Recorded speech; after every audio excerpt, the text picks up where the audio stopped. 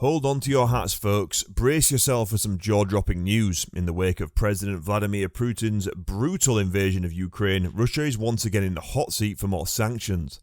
But wait, there's a twist. The proposed sanctions would cut off oil and gas exports, sending shockwaves through the global market.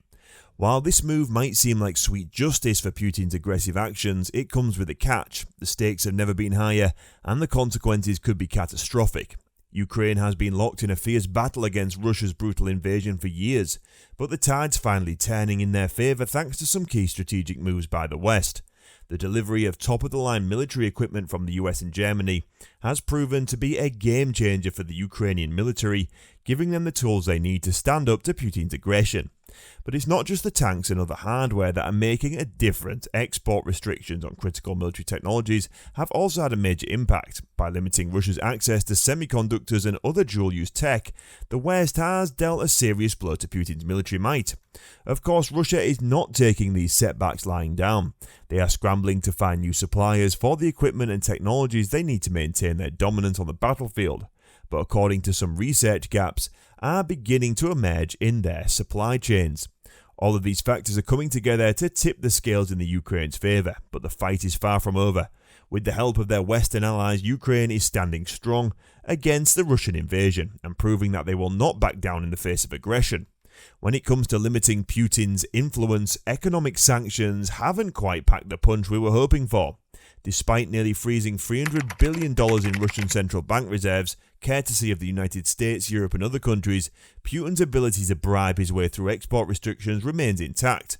Sure, the piggy bank may have shrunk a bit, but it's not like the guy is hurting for change. It's like trying to stop a locomotive with a fly swatter. It may slow it down a bit, but it's not going to bring it to a screeching halt. Having said that, it's been a bumpy ride for Moscow's oil and gas exports, with restrictions causing more chaos than calm. Despite the best intentions, the consequences have failed to deliver the desired results. The restrictions haven't succeeded in bringing Russia's economy to its knees, nor have they forced Putin to wave the white flag.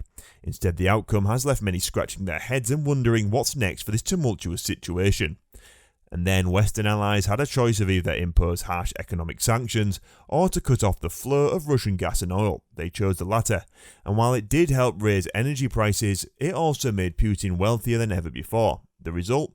A jaw-dropping $227 billion surplus on Russia's current account.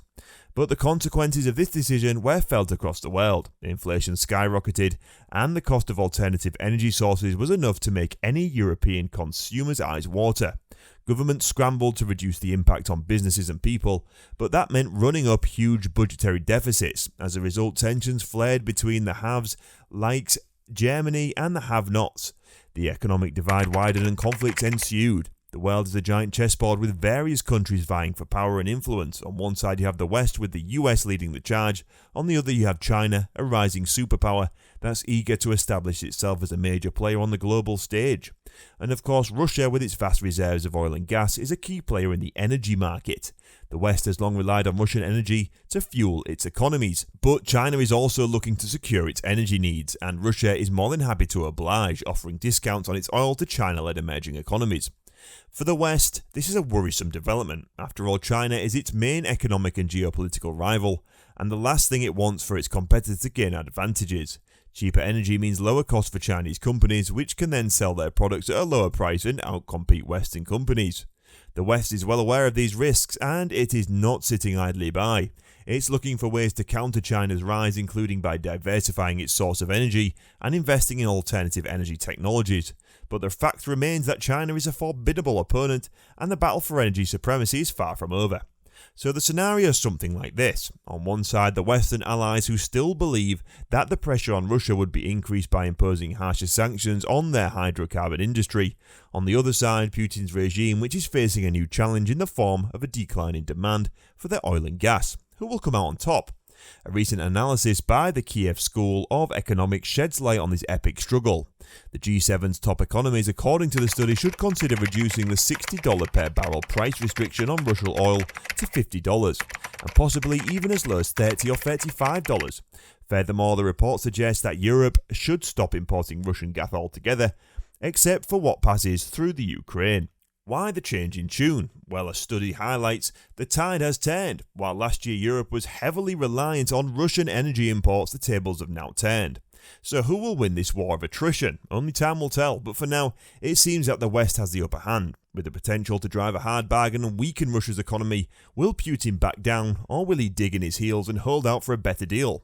The stakes are high and the outcome is far from certain. And now word on the street is that Russia's cash flow for selling their previous hydrocarbons is about to take a major hit this year. Brace yourself, because reports are saying that their export earnings are set to plummet by a whopping 50%, leaving them with only around $180 billion in their pockets.